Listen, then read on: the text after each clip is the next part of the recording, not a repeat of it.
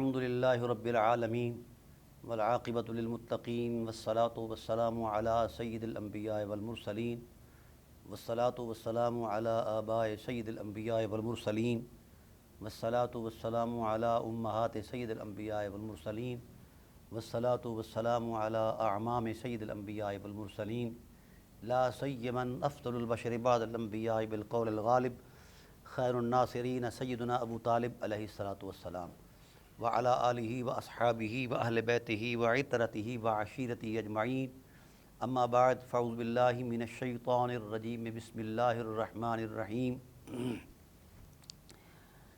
ان ھذا القرآن یہدی للتی ہی اقوم صدق اللہ مولانا العظیم وبلغنا رسولہ النبی العظیم الرؤوف الرحیم ان اللہ وملائکتہ یصلون علی النبی یا ایہا الذین آمنوا صلوا علیہ وسلموا تسلیما اللہم صل علی سیدنا مولانا محمد وعلی آل سیدنا مولانا محمد کما صلیت علی ابراہیم وعلی آل ابراہیم انک حمید مجید اللہم بارک علی محمد وعلی آل محمد کما بارکت علی ابراہیم وعلی آل ابراہیم انک حمید مجید الصلاۃ والسلام علیک یا سیدی یا رسول اللہ وعلی آلک واصحابک یا سیدی یا حبیب اللہ الصلاۃ والسلام علیک یا سیدی یا خیر خلق اللہ وعلی آلک واصحابک یا سیدی یا زینت عرش اللہ۔ حمد و صلاۃ کے بعد انتہائی واجب القدر حاضرین و ناظرین، بحمد اللہ تعالی ہماری سلسلہ وار گفتگو قرآن اور امام حسین علیہ السلام کے حوالے سے جاری اور ساری ہے۔ آج بھی انشاءاللہ العزیز اسی تسلسل کا ایک پہلو عرض کروں گا۔ ہم نے پچھلے گفتگو میں یہ بات آپ سے گزارش کی تھی کہ پیکر حسین کا جو خلقی اور خلقی تقدس ہے وہ اپنے تاریخی پس منظر میں اتنا ہی پہلے ہے جتنا ذات نبوت کے وجود کا، پیکر عصمت کا تقدس اور جو ان کی شرافت ہے، وہ جو وہاں کی تاریخ ہے ان کی تاریخ بھی وہی ہے۔ تو جن جن مقدس راستوں سے پیکر نبوت گزرتا رہا، یہ جزء وجود نبوت بھی انہی راستوں سے گزرتا رہا۔ تو جو حرمتیں کل کو میسر ہیں وہی حرمت اور عظمت جو ہے جز کو بھی میسر ہے۔ ہاں، یہ امتیاز موجود ہے۔ رسول اللہ صلی اللہ علیہ وآلہ وسلم نے ارشاد فرمایا انا خاتم النبیین لا نبی بعدی، میں خاتم النبیین ہوں، میرے بعد کوئی نبی نہیں ہے۔ 1400 سال گزر گئے اس اعلان کو، اور اللہ تعالیٰ کی ذات نے بھی اعلان فرمایا کہ ما کان محمد ابا احد من رجالکم ولکن رسول اللہ و خاتم النبیین، رسول خاتم النبیین ہیں۔ جب ختم نبوت کا اعلان کر دیا گیا اور اس اعلان کو 1450 سال بیت گئے، تو پھر کار نبوت کا تسلسل کیسے قائم رہا، یہ بات بڑی اہم ہے۔ رسول اللہ صلی اللہ علیہ وآلہ وسلم نے اپنے بعد اپنے اصحاب کی تربیت فرمائی جنہوں نے کردار دیا، اور رسالت پناہ عالم صلی اللہ علیہ وآلہ وسلم نے ان پر نبوی اعتماد فرمایا۔ لیکن بطور خاص جن حقیقتوں کو دین کی بقا اور دین کے فروغ کے لیے منتخب فرمایا وہ دو حقیقتیں ہیں، یا قرآن ہے یا اہل بیت ہے۔ اور حضور سید عالم صلی اللہ علیہ وآلہ وسلم نے ارشاد فرمایا کہ انی تارکم فیکم امرین، میں دو اللہ کے امر تمہارے درمیان چھوڑ رہا ہوں، تمہیں عطا کر رہا ہوں، دو امر۔ یا انی تارکم فیکم خلیفتین کا لفظ بھی ہے کہ اپنے بعد جو میرے نبوت کے پیغام کو متسلسل عطا کرنے والی دو حقیقتیں ہیں، وہ میری اہل بیت ہے اور قرآن عظیم ہے۔ احدہما اکبر من الآخر، یہاں بہت سارے لوگوں نے ذہنی طور پر خم کھایا ہے کہ ان میں سے ایک بڑا ہے، دوسرے سے دوسرا بڑا ہے، دوسرے سے ایسا۔ ہم کس طرح مقابلہ کریں قرآن کا اہل بیت سے اور اہل بیت سے قرآن کا؟ یہ تو دونوں حقیقتیں باہم پیوست ہیں، جو حقیقتیں باہم پیوست ہوں ان کا تقابل نہیں ہوتا۔ دراصل نبوی بصیرت نے جس اعلان کو ملود خاطر رکھ کے ارشاد فرمایا وہ یہ تھا کہ یہ دونوں ایسی بابرکت حقیقتیں ہیں کہ یہ فیض بار ہیں، بڑھ چڑھ کے یہ فیض دیتی ہیں، اور ان میں سے کسی ایک کا بھی فیض لینا ہو، ایک کا بھی، تو دوسری کے فیض کے لیے بھی پہلے آمادگی کا اظہار کیا جائے، ورنہ ایک کو چھوڑ کر دوسرے سے فیض حاصل نہیں کر سکتے۔ احدہما اکبر من الآخر، یہ دونوں فیض رسانی میں بڑھ چڑھ کر ہیں، یعنی ایسا نہیں کہ اہل بیت تو فیض دیں مگر قرآن کریم اپنے فیض میں کوئی کمی کر دے عطا کرنے میں، یا قرآن تو عطا کرے اور اہل بیت کمی، ایسا نہیں ہے۔ یہ عنایت کرنے میں، روشنی دینے میں، سبحان اللہ، دونوں بے مثال ہیں۔ اور پھر اگلا جملہ یہ ارشاد فرمایا، ان اتبعتموہما، اگر تم ان کی اتباع کرو گے، ان میں کھو جاؤ گے، ان کے ہو جاؤ گے، لن تضلوا بعدی ابدا، میرے بعد پھر گمراہ نہیں ہو سکو گے، کائنات کی کوئی طاقت تمہیں گمراہ نہیں کر سکتی۔ اللہ اکبر، یہ کیسا پیمانہ ہے اعتماد کا۔ قرآن پر تو لگتا ہے کہ قرآن کتاب الہی ہے، زندگی کے اندر بھی رسالت کا یہ اعتماد رہا، چونکہ وحی حضور کی ذات پر نازل ہوئی اور حضور پابند وحی ہیں، یہ تو ہو سکتا ہے، لیکن اپنی اولاد اطہار کے بارے میں اتنا بڑا اعتماد، یار یہ بڑا عجیب سا معاملہ ہے۔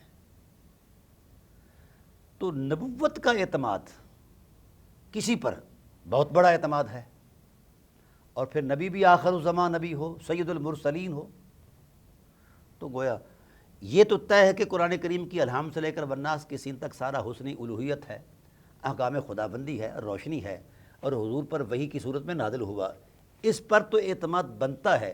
لیکن اپنی اولاد پر اعتماد ہے؟ کوئی کائنات کا شخص جو اپنی اولاد پر اعتماد کرے اور پھر اولاد اس اعتماد کو پورا بھی کرے؟ ہاں، یہ اولاد پر اعتماد اس لیے نہیں کیا کہ یہ میری اولاد ہے، ایسا نہیں۔ دراصل عطرت پاک اولاد اطہار پر نبوی اعتماد اس لیے تھا کہ اس اولاد کی حرمت کے اندر ان کے وجودوں کی نس نس اور رونگٹوں کے اندر قرآن کا نور سمایا ہوا تھا، وہ قرآن سے لمحہ کے لیے بھی الگ نہیں ہو سکتے تھے، اس لیے دونوں حقیقتیں خدا کے رسول کا اعتماد بن گئیں۔ مجھے افسوس سے کہنا پڑتا ہے کہ رسول ہو کر ان دو حقیقتوں پر اعتماد کرتے ہیں، لیکن امت نے نہیں کبھی کیا۔ یہ حدیث بھی پڑھتے ہیں، روایتیں بھی پڑھتے ہیں، کاش امت نبی کے اعتماد پر اعتماد کر لیتی تو کبھی یہ دن نہ دیکھنے پڑتے۔ یہاں یہ بات کڑوی لگے گی ضرور بعض اہل علم کو، لیکن میں مذہب کی تراش خراش کو نہیں مانتا، صرف نصوص کے حقائق کو مانتا ہوں۔ رہا کہ یہ جو حدیث میں عرض کر رہا ہوں کہ یہ ایک روایت ہے، نہیں، اس روایت کے اندر 44 سے زائد اصحاب رسول اس کے راوی ہیں، جو تواتر کی انتہا ہے۔ یعنی ہمارے حنفی سکول آف تھاٹ کے اندر جو علمی نظم ہے اس میں روایت متواتر جو ہے وہ قرآن کی آیت کا درجہ رکھتی ہے۔ جب اپنے ثبوت میں یہ روایت قرآن کی آیت کا درجہ رکھتی ہے اور اپنی دلالت میں تو ویسے ہی واضح ہے، یعنی یہاں تک بات آ کر رک جاتی، نہیں تارکم فیکم الثقلین، یہاں تک آ کر رک جاتی تو ہم کہتے کوئی ثقلین ہوگا، کسی اور کو بھی اس میں لایا جا سکتا تھا، بلکہ ارشاد فرمایا فنادا منادن مسثقلان، ایک ندا کرنے والے نے کھڑے ہو کر ندا کر دی، آقا نبوت کی زبان سے ثقلین کی وضاحت کر دو، وہ کیا ہیں؟ فرمایا ثقلین کتاب اللہ ہے، طرفم بیدکم و طرفم بید اللہ، ایک کتاب یہ ہے جس کا ایک کنارہ اللہ کے ہاتھ میں ہے اور دوسرا تمہارے ہاتھ میں ہے، یعنی اللہ کی کتاب اس کا ایک کنارہ، یعنی اس کا تعلق جو ہے ادھر براہ راست خدا سے بھی ہے اور تمہاری ذات سے بھی ہے، والآخر اطرتی، اور دوسری جو حقیقت ہے ثقلین کے حوالے سے وہ میری اطرت ہے۔ اب یہ نہیں فرمایا کہ ان کے لیے الگ کوئی پیمانہ ہے، ان کے لیے کوئی الگ تصور ہے، نہیں، دونوں کے لیے فرمایا ما ان تمسکتم، بھائی جب تک تم ان سے پیوست رہیں دونوں سے. اور پھر یہ ارشاد فرمایا ان اتبعتموہما، جب تم ان کی پیروی میں رہے، ان کی غلامی میں رہے اور ان کو اپنا آقا سمجھا، ان کو اپنی ایمان کی حقیقت سمجھا، تو محمد ضامن ہے، کوئی گمراہ نہیں ہو سکتا قیامت تک. اور انہیں نجات بھی اسی کے ساتھ وابستہ ہے. اب یہ تباتر کے ساتھ ثابت ہے. شارحین نے بڑی بڑی مغز ماری کی ہے. یہاں وہ بلے شاہ علیہ رحمہ والی بات مجھے یاد آ رہی ہے کہ سچ بولاں تے بھانبڑ مچدا تے جھوٹ بولاں تے کچھ نہیں بچدا. میں نصوص کی سادہ عظمت کو پیش کر رہا ہوں.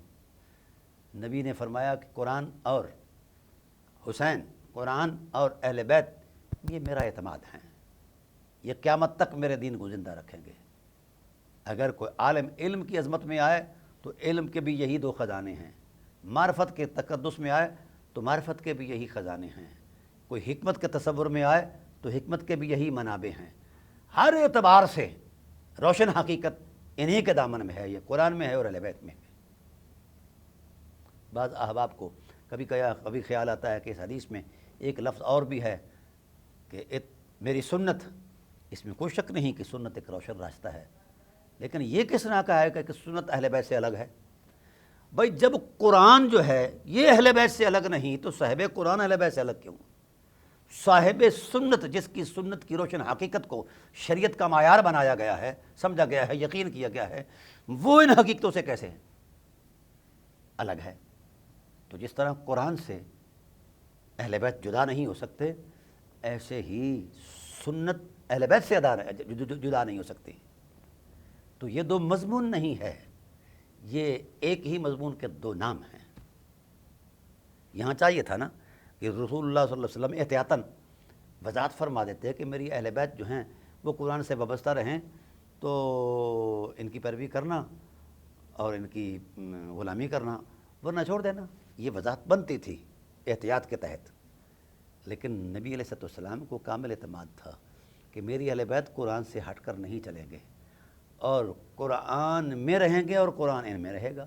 اس لیے ان کے تعلق کو قیامت تک بیان فرما دیا کہ یہ قیامت تک جدا نہیں ہو سکتے. اچھا، میں حیرت زدہ ہوں کہ یہ جو لوگ بحث کرتے ہیں اس حوالے سے کہ جناب والا سنت، ہاں سنت ایک روشنی ہے، حقیقت ہے، دین کی حرمت میں حوالہ دین ہے. لیکن یاد رکھنا کہ بھئی اہل بیت کرام علیہم السلام کے جتنے بھی نفوس قدسیہ ہے، آپ ان کے سراپے سے لے کر ان کی سیرت تک مطالعہ کر لیں. ان کی حیات عصمت کے جتنے بھی لمحات ہیں، کسی ایک لمحے کو سنت سے الگ کر کے دکھا دیں کہ یہ لمحات ان کی زندگی میں گزرا ہے لیکن سنت سے ہٹ کر گزرا ہے. یہ چیلنج ہے فقیر کا، کوئی نہیں کر سکتا، کوئی نہیں کر سکتا. سنت کی یہ شناخت ہے، سنت ان کا لباس ہے. اس لیے اہل بیت اور سنت دو مختلف چیزیں نہیں ہیں. ورنہ آپ کے پاس مثلا میں یہ سوال کرتا ہوں کہ سنت کا جو صحیح طرز ہے، مثلا قرآن پاک کی آیات نے اقیم الصلاۃ کا حکم دے دیا، رسالت پناہ عالم نے اقیم الصلاۃ کی پوری حقیقت کو اپنے وجود سے بیان کر دیا. اب آئیے، میرا سوال یہ ہے کہ یعنی قرآن کریم کو رسول کے پیکر میں دیکھا جا سکتا ہے عملی عظمت میں، اور پھر رسول دو عالم صلی اللہ علیہ وسلم کی ذات والا صفات کو اور آپ کے اسوے کو کہاں دیکھا جا سکتا ہے؟ آئیے، اس کی تعبیریں ہیں نا جی. کوئی منابع ایسے بتا دیں کہ رسول دو عالم صلی اللہ علیہ وآلہ وسلم نے اہل بیت سے ہٹ کر ان کا تقدس بیان کیا ہو. جتنے بھی اصحاب رسول تھے، میں ہر صحابی کی عظمت کو کروڑوں سلام پیش کرتا ہوں. ان کے پاؤں کی خاک کے ذروں پر میرے ماں باپ قربان. لیکن یاد رکھیے، جہاں اہل بیت ہیں وہاں کوئی نہیں ہے. رسالت پناہ عالم صلی اللہ علیہ وسلم نے اپنے بعد نبوی اعتماد جو فرمایا ہے وہ اہل بیت پر فرمایا ہے. ہاں، یہ حدیث ملتی ہے علیکم بسنتی و سنت الخلفاء الراشدین. میں اس پہ سنت پر بحث نہیں کروں گا کہ یہ ٹھیک ہے یا نہیں ٹھیک. بالفرض والمحال اگر ہم اس کو ٹھیک مان لیتے ہیں، مان لیا کہ ٹھیک ہے، تو اس میں کوئی شک نہیں خلفائے راشدین میں تو 2 خلیفہ راشد اہل بیت سے ہیں، تو بھائی یہ بحث بنتی نہیں ہے۔ اور پھر حدیث ثبوت کے تصور میں یہ خبر باہر سے آگے نہیں بڑھی، اور جس حدیث کو فقیر پیش کر رہا ہے یہ تواتر ہے، اور پھر اتنا مضبوط تواتر ہے کہ رسالت پناہ عالم صلی اللہ علیہ وسلم کے کئی خطبات اس کی تصدیق کر رہے ہیں، مجموع کے اندر اسے بیان کیا گیا ہے۔ اب اگر آپ موازنہ کرنا چاہیں یعنی حدیث ثقلین کا اور حدیث سنت الخلفاء الراشدین کا اگر موازنہ کرنا چاہیں تو بہت فرق نکلے گا۔ یہ خبر واحد ہے، وہ خبر متواتر ہے، اس کی روایت کرنے والے اکا دکا ہیں یا جن کو یہ بیان کیا گیا، اور یہ پوری امت گواہ ہے، اس کی 1.25 لاکھ آدمی گواہ ہیں۔ تو بھائی ہم اتنی بڑی مضبوط بات کو اہمیت نہ دیں اور دوسری طرف چلے جائیں، یہ تو حنفی نظم کے ہی خلاف ہے، علمی نظم کے ہی خلاف ہے۔ ہمارے ہاں جب دلائل کا تقابل کی جاتا ہے تو ثبوت اور دلالت کا تصور بھی کیا جاتا ہے، جس دلیل کی دلالت بھی مضبوط ہو، قطعی ہو، اور ثبوت بھی قطعی ہو، تو وہ قطعی الدلالہ قطعی الثبوت جو ہے دلیل، وہ بڑی عظمت رکھتی ہے، اس سے بڑی دلیل ہی کوئی نہیں ہے۔ لیکن ہمارے ماحول کے اندر یہ چیز نظر نہیں آتی، گھٹ نظر آتی ہے۔ جب یہ حدیث سامنے آتی ہے تو اس کے مندرجات مد نظر نہیں ہوتے، نہ اس کی سادہ عظمت مد نظر ہوتی ہے۔ ہم بحث کرتے ہیں مذہب کے تصور میں، مذہب کی جوڑ توڑ اپنی جگہ، فقیر جانتا ہے ہر مذہب کا تانا بانا، کس کے دامن میں کیا کچھ ہے، لیکن میں اس طرف اس لیے الجھتا نہیں ہوں کہ میں مقصد سے ہٹ جاؤں گا۔ مقصد یہ ہے کہ جہاں رسالت نے امت کو کھڑا کیا ہے وہاں کیوں نہیں کھڑی ہوتی امت؟ اکتساب فیض کے 2 منابع قائم فرمائے رسالت پناہ عالم صلی اللہ علیہ وسلم نے بڑے تواتر کے ساتھ، ایک قرآن ہے اور دوسرا حسین ہے، اہل بیت ہیں۔ ہاں ان سے اگر کسی کو، قرآن اور اہل بیت سے اگر کسی کو خیرات نہیں ملتی تو پھر وہ دوسرا در تلاش کر لے، موج کرے۔ نبوت نے جہاں فیضان کا، رحمت کا، عظمت کا، علم کا، حکمت کا، شرافت کا، بزرگی کا، اخلاقی حرمت کا جہاں مقام بیان فرمایا وہ قرآن اور اہل بیت ہیں۔ ہر صدیق اکبر رضی اللہ عنہ اس حدیث کے پابند ہیں اور سامع ہیں، ہر فاروق اعظم رضی اللہ تعالی عنہ فرمان نبوت کے پابند ہیں، ہر عثمان غنی، کائنات کا ہر شخص جس نے بھی پڑھا ہے، جب بھی پڑھا ہے لا الہ الا اللہ محمد رسول اللہ، وہ پابند ہے کہ وہ اہل بیت کی بھی غلامی کرے اور قرآن کریم کی بھی غلامی کرے۔ یہ مقتضائے حدیث ہے، یہ سادہ سادہ تشریح ہے۔ حیرت اس بات پر ہے کہ جو چیز میرے نقشہ خیال، میرے مذہب، میرے مسلکی تراش خراش کے مطابق نہیں، وہ وجود ہی نہیں رکھتی، اس کی حقیقت ہی کوئی نہیں۔ یہ تو کوئی ایسی بات نہیں۔ دراصل ہمارا دین دلائل کے تسلسل میں جاری ہے۔ کہ دیکھو نا، اللہ وحدہ لا شریک ہے، وہ کچھ بھی نہ بولے تب بھی وہ اللہ ہے، وہ کوئی دلیل بھی نہ دے تو بھی اللہ ہے، کوئی کام بھی نہ کرے تو اس کی حقیقت ہے کہ وہ لا شریک ہے۔ لیکن اس نے بھی اپنی الوہیت پر قرآن کریم کی 1400 آیات بطور دلائل پیش کی ہیں، کہیں الوہیت کے دلائل، کہیں ربوبیت کے دلائل، کہیں خالقیت کے دلائل، کہیں رزاقیت کے دلائل، کہیں رحمانیت کے دلائل، کہیں رحیمیت کے دلائل، لا تعداد اس نے دلائل بیان کیے ہیں۔ خدا ہو کر اپنے وجود کو دلیل کے تصور میں پیش کر رہا ہے، تو کیا خیال ہے ہم جب مذہب تراشتے ہیں تو اس وقت ہمیں دلیل کی ضرورت نہیں ہوتی؟ صرف نقشہ خیال ہوتا ہے یا کسی ٹائٹل کے امام کا دیا ہوا خیال ہوتا ہے؟ نہیں، جہاں نص ہے وہاں کوئی نہیں ہے، جہاں مشیت الہی کا نور ہے وہاں کوئی امام نہیں، جہاں مزاج نبوت کا فیصلہ ہے، فرمان نبوت کا تقدس ہے، وہاں کوئی فقہ نہیں ہے، کوئی دوسری تیسری چیز نہیں ہے، یہ بعد کی چیزیں ہیں۔ آئیے نصوص کی اصل سادہ عظمت کی طرف آئیے، سمجھ آ جائے گی دین کی۔ تو ہم نے یہ المیہ ہے کہ جو حدیث میرے تیار کردہ مذہب کے خلاف ہے وہ حدیث نہیں ہے، جو آیت میرے مسلک اور مشرب کے کے خلاف ہے صراحتاً، تو میں کہتا ہوں اس کی تعویل کرو جی۔ کیا خدائے ذوالجلال کی حکمت میں اتنا بھی فہم نہیں تھا، نعوذ باللہ من ذالک، کہ وہ میرے مذہب اور مسلک کو سامنے رکھ کر کوئی بات کرتا؟ او بھائی، یہ مذہب مسلک بعد کی تراش خراش ہے، اور بہت ساری چیزیں ان مذہبوں کے اندر ذہنی اختراعات ہیں، دلائل سے کوئی تعلق نہیں ہے۔ دلائل صرف اللہ کی ذات نے جو قرآن میں بیان فرمایا وہ ہیں، جو فرمان رسالت ہے وہ ہے۔ اور پھر حضور نے فرمایا میرے بعد یہ دو حقیقتیں ہیں، ایک قرآن ہے اور ایک اہل بیت ہے۔ اب میں یہاں گزارش کروں گا کہ آپ مجھ سے نہیں، اصحاب رسول علیہ رضوان کے رویوں سے پوچھ لیں۔ جو اوریجنل صحابہ ہیں ان کا رویہ اہل بیت کے ساتھ کیا تھا؟ جن کو ہم نے حجروں میں بنایا ہے وہ اپنی موج کریں، وہ زیر بحث ہی نہیں ہیں۔ تو جب وہ نفوس قدسیہ اور اہل بیت کے نفوس قدسیہ میں باہمی تکریم اور تقدس کا ایک رشتہ ہے، خادم اور مختوم کے جذبات ہیں، تو پھر اس پر ہمیں کس نے حق دیا ہے کہ ہم مذہب تراشیں؟ نہیں، سادہ نصوص پر آئے امت، یہی حقیقت ہے۔ مذہبی مسلک کی تراش خراش بہت دیر بعد کی ایجاد ہے۔ ہم ایجاد والا دین نہیں چاہتے، ہم وہ دین چاہتے ہیں جو لوح محفوظ سے نازل ہوا اور زبان نبوت نے بیان فرمایا ہے، اور زبان نبوت نے کھول کر فیصلہ دے دیا ہے کہ میرے بعد یہ دو حقیقتیں واجب الاتباع ہے، ان اتبعتموها، ان کی اتباع۔ اب قرآن پاک نے کہا کہ میرے حبیب قل ان کنتم تحبون اللہ فاتبعونی، ان سے کہو کہ اگر یہ اللہ سے قربت چاہتے ہیں، محبت چاہتے ہیں تو فاتبعونی، میری اتباع کریں۔ رسول کو اللہ نے واجب الاتباع بنایا اور علی الاطلاق بنایا، انکنڈیشنل سٹیٹس پر بنایا، کوئی کنڈیشن نہیں لگائی۔ جس طرح وحدہ لا شریک نے انکنڈیشنل سٹیٹس میں اپنے محبوب صلی اللہ علیہ وسلم کو، نبی آخر الزماں حضرت محمد صلی اللہ علیہ وآلہ وسلم کو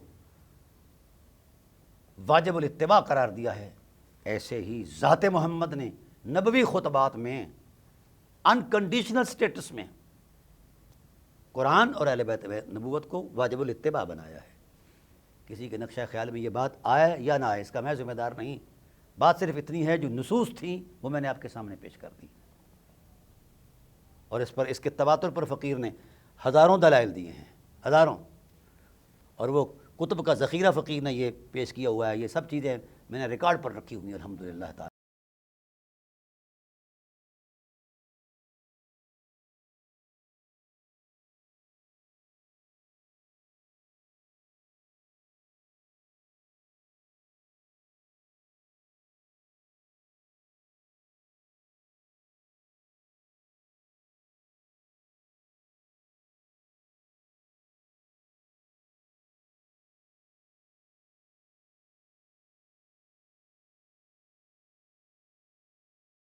تو دوستان محترم، ہم تقسیم کیوں ہوئے؟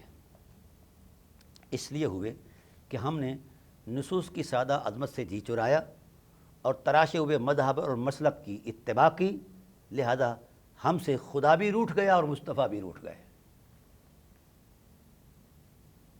اب دیکھیے، قرآن کریم کا جو معنوی اور آفاقی حجم ہے، کائنات کا کوئی ایسا عالم ہے جو احاطہ کر پائے، اور پیغام کیا ہے قرآن پاک کا؟ وَاعْتَصِمُوا بِحَبْلِ اللَّهِ جَمِيعًا وَلَا تَفَرَّقُوا، اللہ کی رسی کو مضبوطی سے پکڑو، اس میں فرقے نہ ڈالو۔ ہر ایک مفسر نے وَلَا تَفَرَّقُوا پر گفتگو کی ہے۔ اہل بیت کی بارگاہ میں جب یہ سوال لایا گیا کہ حبل اللہ کیا ہے، تو اہل بیت نے چاہیے تو یہ تھا کہ وہ کعبۃ اللہ کی طرف اشارہ کرتے، مناب الزرفہ عرفان کی طرف کرتے، حبل اللہ کی طرف جب حبل اللہ کا سوال کیا گیا تو امام الائمہ امام جعفر الصادق علیہ الصلوۃ والسلام ارشاد فرمایا نحن حبل اللہ، ہم ہیں اللہ کی رسی۔ ہو سکتا ہے کوئی صاحب علم اس پر اعتراض کرے کہ یار یہ چوتھا پانچواں امام ہے اور اس نے اپنے فرط جذبات میں یہ بات کہی۔ ہاں، بات بن سکتی ہے نا، کیونکہ وہ اہل بیت ضرور ہیں مگر نبی نہیں ہیں۔ اگر کوئی شخص ان کے اس تفسیری قول کو نہیں مانتا تو الگ بات ہے، آئیے ہم اس کی توثیق کے لیے فرمان نبوت پیش کر رہے ہیں۔ اگر صرف جعفر الصادق علیہ السلام کا قول ہے تو ہم جس طرح دیگر ائمہ کے قول کو کسی کو لے لیتے کسی کو نہیں لیتے، یہاں بھی ہم ایسا کر سکتے ہیں، مگر اس کی طاقت میں، اس کی قوت میں نبوت بول رہی ہے، خود امام جعفر الصادق علیہ السلام نہیں بول رہے۔ آئیے فقیر پیش کرتا ہے وہ حدیث، حضور سید عالم صلی اللہ علیہ وآلہ وسلم نے ارشاد فرمایا، ہاں جب آپ نے ارشاد فرمایا کہ میری امت تقسیم ہوگی، میری امت کے یہ معاملات ہوں گے، فلاں ہوگا فلاں ہوگا، تو اس وقت اصحاب کرام علیہم الرضوان خاموش پریشان ہو گئے کہ جہاں پناہ عالم صلی اللہ علیہ وسلم آپ نے پتھر تراشے، ہیرے بنائے، خوبصورت تسبیح بنائی، امت بنائی، اتنی محنت کی اور اتنی مشقت اٹھائی، اتنی اذیتیں اٹھائیں اور اتنی آزمائش اور ابتلاء سے گزرے، اتنی محنت کی، اتنے غزوات لڑے، خود شریک ہوئے اور اتنی جانیں گئیں، تو اس کے باوجود بھی یہ امت ٹوٹے گی؟ فرمایا ہاں ٹوٹے گی۔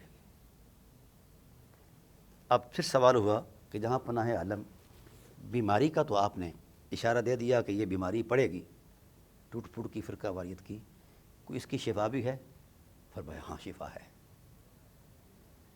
یا رسول اللہ وہ کیا ہے؟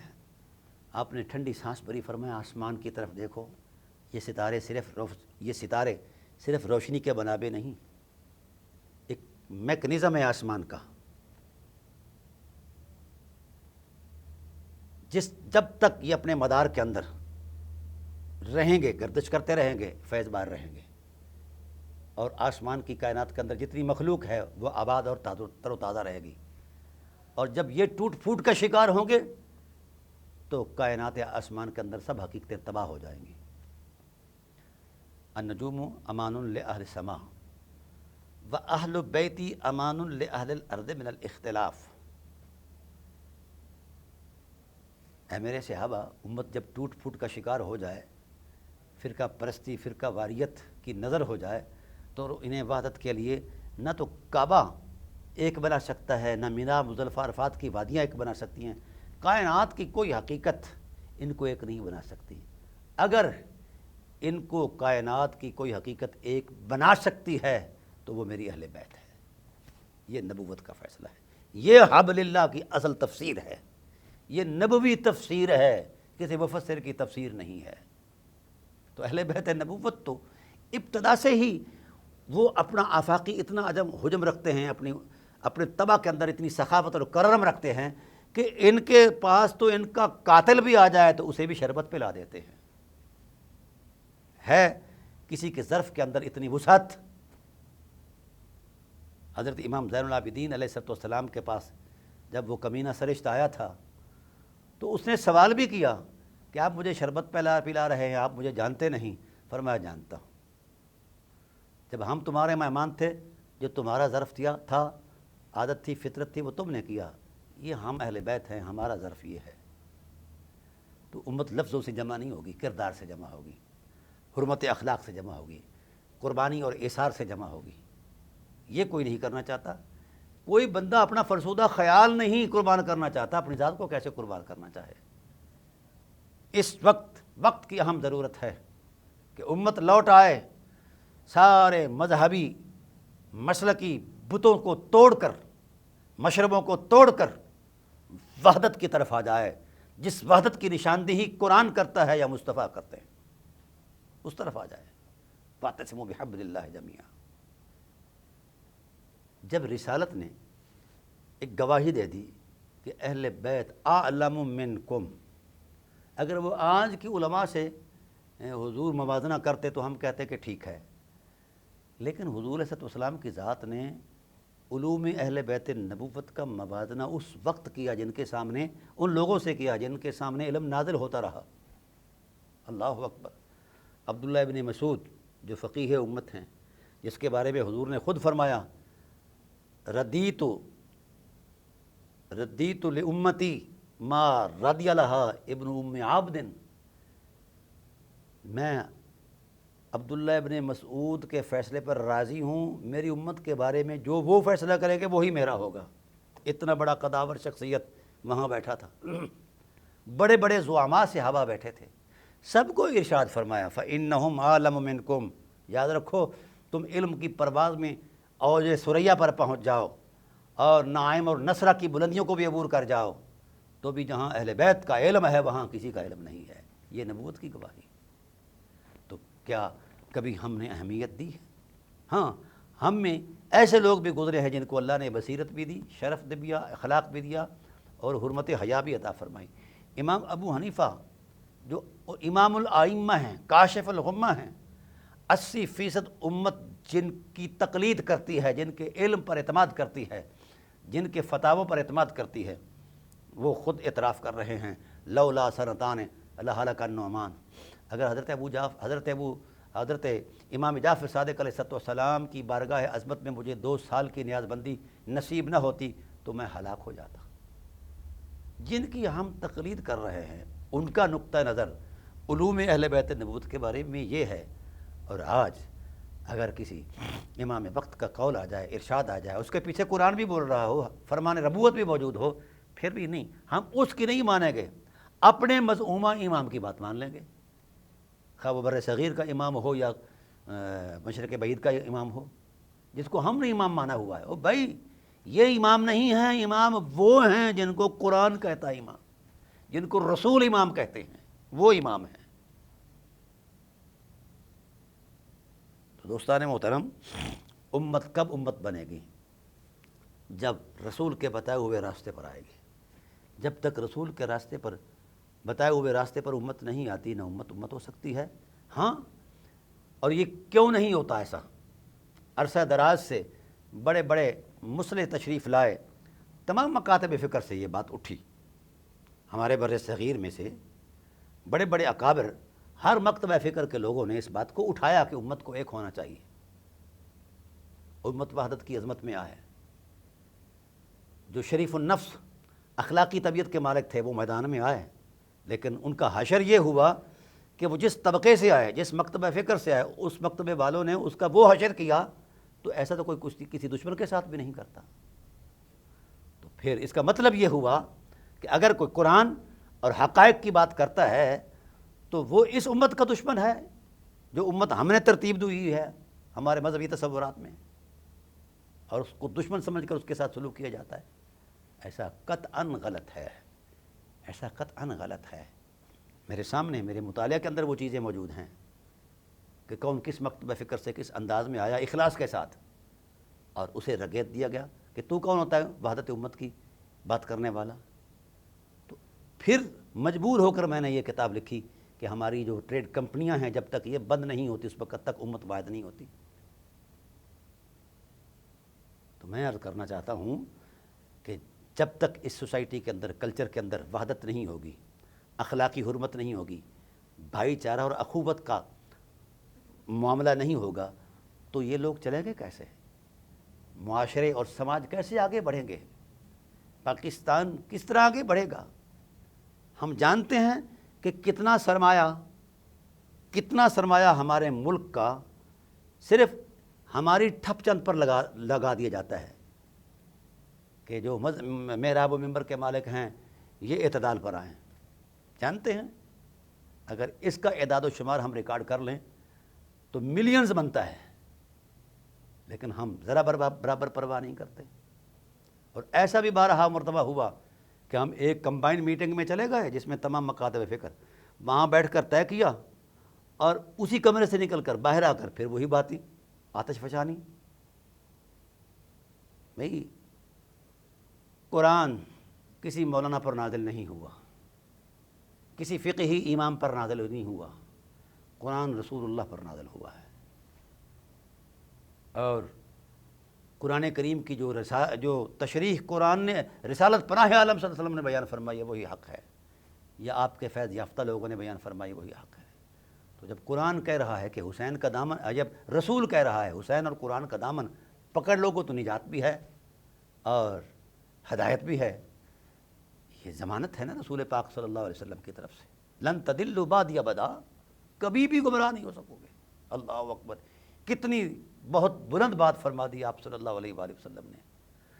تو کوئی حقیقت تو ہے جو میں پہلے عرض کر چکا ہوں کہ قرآن پر اعتماد تو بنتا ہے کہ یہ کتاب الہی ہے، فرمان الہی ہے، وحی کا نور ہے، تو اپنی اولاد پر کیسا اعتماد؟ ہاں، جب بیٹا حسین جیسا ہو تو پھر نبوت کو اعتماد کرنا پڑ جاتا ہے، جب بیٹا حسن مجتبیٰ جیسا ہو تو پھر نبوت کو اعتماد کرنا پڑ جاتا ہے، جب بیٹی حضرت زہرا جیسی ہو تو حرمت عصمت میں نبوت کا اعتماد بن سکتی ہے۔ تو بھائی اہل بیت کردار کی عظمت میں اعتماد رسول بنے ہیں، سجادہ نشینی کی عظمت میں نہیں بنے۔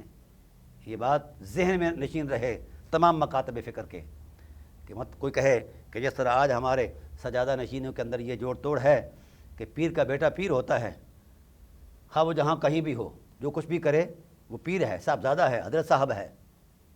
نہیں، ایسا نہیں۔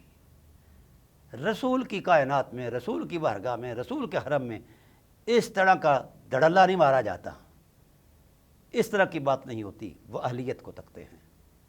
اور یہ بات آپ صلی اللہ علیہ وسلم نے نزول وحی کے وقت ارشاد فرمائی۔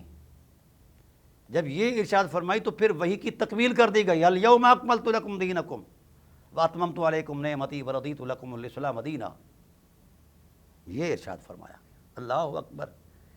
یعنی وحی کی تکمیل اس بات پر ہوئی جب نبی نے قرآن اور اہل بیت پر اعتماد کیا، نبوت کا اعتماد کیا، نبوی اعتماد کیا۔ تو ناظرین کرام، حیرت اس بات پر ہے کہ نبی فرط جذبات میں بول گئے، نعوذ باللہ؟ نہیں۔ اگر فرط جذبات میں بولتے، مثلا بہت سارے مواقع ایسے آئے، بہت سارے مواقع میں آپ کو پیش کرتا ہوں۔ غزوہ بدر کے غزوہ لڑنے کے بعد کچھ کفار مارے گئے، کچھ گرفتار ہو کے آ گئے۔ اب گرفتار لوگوں کی بابت رائے عامہ قائم ہوئی کہ کیا کرنا چاہیے، چھوڑ دینا چاہیے کہ ان کو کیا کرنا چاہیے۔ اب دو معتبر لوگ حضور نبی کریم صلی اللہ علیہ وسلم کے سامنے لوگ آئے، حضرت ابوبکر صدیق رضی اللہ عنہ، حضرت عمر فاروق رضی اللہ عنہ۔ حضرت ابوبکر صدیق رضی اللہ تعالیٰ عنہ سے حضور نے فرمایا کہ بھائی آپ کیا رائے دیتے ہیں؟ کہا یا رسول اللہ، آپ کے یہ انگ ساک ہیں، قریبی ہیں، رشتہ دار ہیں، چھوڑو، ان سے جزیہ لے لو، فدیہ لے لو۔ آپ صلی اللہ علیہ وسلم خاموش ہوئے۔ حضرت عمر فرط جذبات میں آ گئے، یا رسول اللہ، جو آپ کے مد مقابل آیا وہ آپ کا نہیں ہے، وہ نبوت کے مد مقابل آیا ہے، قرآن کے مد مقابل آیا ہے۔ شان الوہیت جو اللہ تعالیٰ کی ذات وحدہ لا شریک نے لا الہ الا اللہ کا تصور دیا، وہ لا الہ الا اللہ کے مد مقابل آیا ہے، دشمن بن کر آیا ہے، وہ کسی رحم کے قابل نہیں ہے۔ آپ مجھے میرے رشتہ دار دیں، ان کو میں قتل کرتا ہوں۔ اب یہ بات شورا کے اندر یہ چل رہی ہے، بات بن رہی ہے بھی کیا کرنا ہے، تو آپ سید عالم صلی اللہ علیہ وسلم کی طبع رحمت میں یہ بات ٹھاٹھ میں آئی کہ چل یار، میری تو فطرت میں ہی رحمت ہے، تو حضرت ابوبکر صدیق رضی اللہ تعالیٰ عنہ کا فیصلہ ہی جو ہے یہی صادر کر دیا جاتا ہے، یا ان کی رائے جو ہے وہی قابل قبول ہے۔ جانتے ہیں آپ اس وقت پھر کیا ہوا؟ اللہ اکبر! قرآن کریم کی آیات آئیں، قرآن کریم کی آیات آئیں، رسول اللہ صلی اللہ علیہ وآلہ وسلم کو بڑے سخت انداز میں اللہ تبارک و تعالیٰ کی ذات والا صفات نے تنبیہ فرمائی کہ ما کان للنبی ان یکون لہ اسریٰ حتی یسخر فی الارض۔ یہ کیسے نبی کے لائق ہو سکتا ہے کہ کوئی دین کے مخالف دشمن آئے اور اس کو صرف وہ قیدی بنا لے؟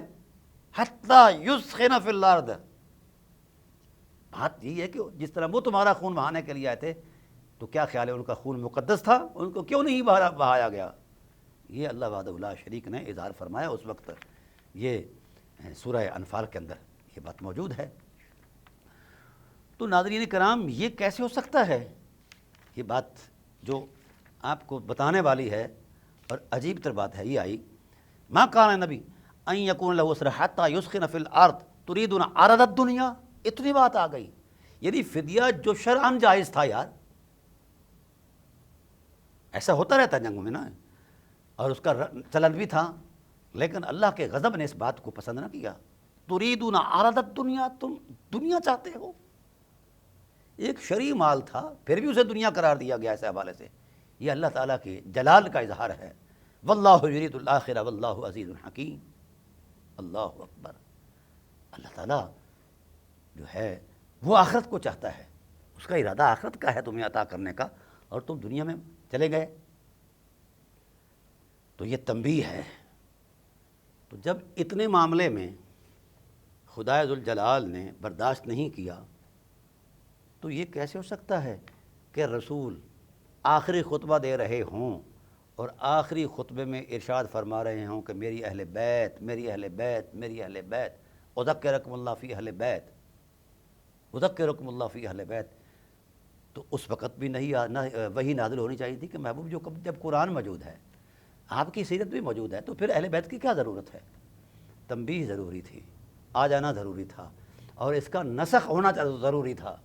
وہ اس لیے کہ سجادہ نشینی جو ہے یہ ایک روایت نہ بن جائے، لیکن قرآن والے اللہ تیری عظمت پر قربان، تیری حرمت پر قربان، تیری خاموشی نے تائید کر دی، نبی جو کہہ رہے ہیں ٹھیک کہہ رہے ہیں کہ نبی کی ذات کے بعد اعتماد نبوت کا پیمانہ قرآن ہوگا اور اہل بیت ہوں گے۔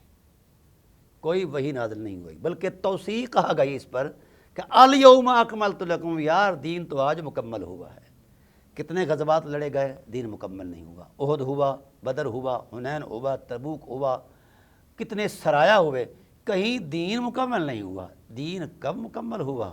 جب قرآن اور حسین کو جوڑ کر کھڑا کر دیا گیا کہ میرے بعد یہ ہیں، یہ نفوس قدسیہ ہیں جو قیامت تک میرے دین کی بحالی کے لیے کردار دیں گے۔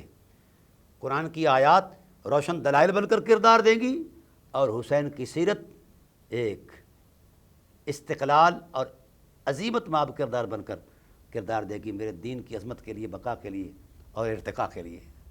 تو دوستان محترم، خدائے ذوالجلال کا اتنے بڑے متہم بالشان کے معاملے پر خاموش ہو جانا یہ تائید الہی کا ایک واضح پیغام ہے کہ خدا بھی یہی چاہتا ہے جو مصطفیٰ چاہتے ہیں۔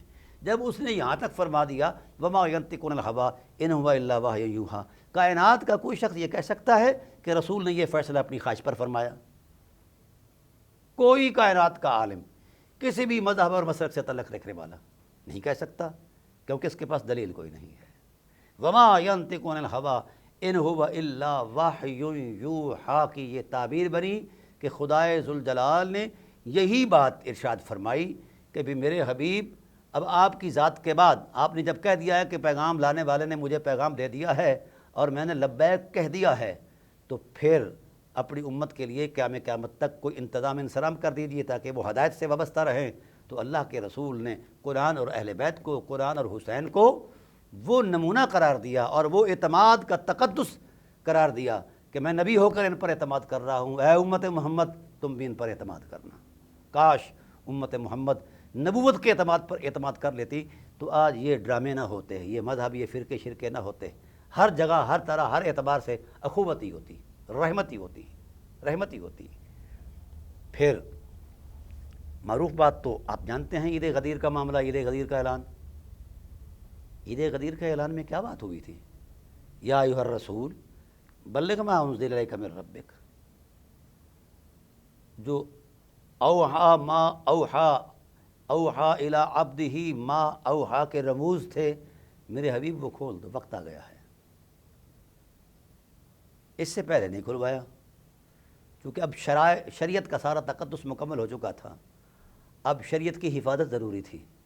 فرمایا میرے حبیب اب وہ راز کھول دو، یا ایھا الرسول بلغ ما انزل الیک من ربک وان لم تفعل، اگر آپ نے یہ کردار نہ دیا اس وقت، وہ راز جو سینہ الست سے آپ کے سینے میں اتارا گیا تھا، میرے حبیب اگر وہ راز آج نہ کھولا گیا، اس کی حرمت کا تقدس نہ بیان کیا گیا، تو آپ کی ساری تبلیغ بیکار جائے گی۔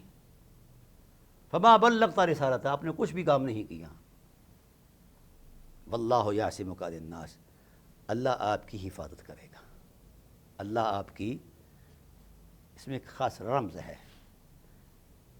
بھئی اب حفاظت کی تو ضرورت ہی نہیں رہی، وصال کے اوقات، وصال کا وقت قریب ہے، اب کون سی ایسی سرگرمیاں رہ گئی ہیں جہاں حفاظت ضروری تھی؟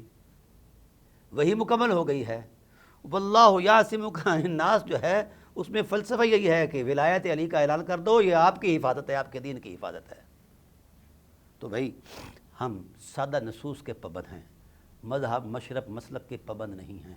جو مذہب مسلک قرآن اور حسین کی سیرت کے مطابق ہوگا، روشن فطرت کے مطابق ہوگا، ہم اسے مانیں گے۔ جو اس سے ہٹ کر ہوگا اس کا چونکہ نبوت کے ارادوں میں وجود کوئی نہیں ہے، ہم اس پر کیسے اعتماد کریں؟ نبوت نے نبی نے نبی ہو کر اگر قرآن اور حسین پر اعتماد کیا ہے تو ہم بھی بحمد اللہ تعالیٰ اپنی سارے حیات میں، اپنی ساری زندگی میں قرآن اور حسین پر اعتماد کر کے رکھیں گے، اور اس اعتماد کو اپنے یقین کا قبلہ بنائیں گے انشاءاللہ العزیز۔ ہمیں رسول دو عالم صلی اللہ علیہ وسلم کی دی ہوئی ضمانت پر کامل یقین ہے، قرآن بھی ہمارے لیے رحمت ثابت ہوگا اور حسین کی ذات بھی ہمارے لیے رحمت ثابت ہوگی۔ یاد رکھنا، یہ باتیں اس لیے میں کر گیا کہ میں چاہتا ہوں، میرا ارادہ ہے، میرا یقین ہے کہ اللہ اس امت کو امت بنائے۔ اے اللہ، امت کے اندر جتنے رخنہ انداز ہیں جو امت کو امت نہیں بننے دیتے، انہیں ہدایت نصیب فرما۔ اگر تیری مشیت میں ان کی ہدایت نہیں تو یا اللہ امت کو ان کے شر سے بچا۔ یہ جذبہ لے کر اٹھو، یہ پیغام ہے قرآن کا، یہی پیغام ہے حسین کا علیہ السلام کا۔ تو آئیے، یہ جو چیزیں میں عرض کر رہا تھا، اس میں جو بنیادی چیز تھی وہ یہی تھی کہ بھائی قرآن اور حسین دو الگ چیزیں نہیں ہیں۔ قرآن حسین کے ساتھ ہے اور حسین قرآن کے ساتھ ہے، اس معیت کو قیامت بھی نہیں توڑ سکتی۔ انشاءاللہ بقیہ اگلے حصے میں بیان کریں گے۔ وما علینا الا البلاغ المبین۔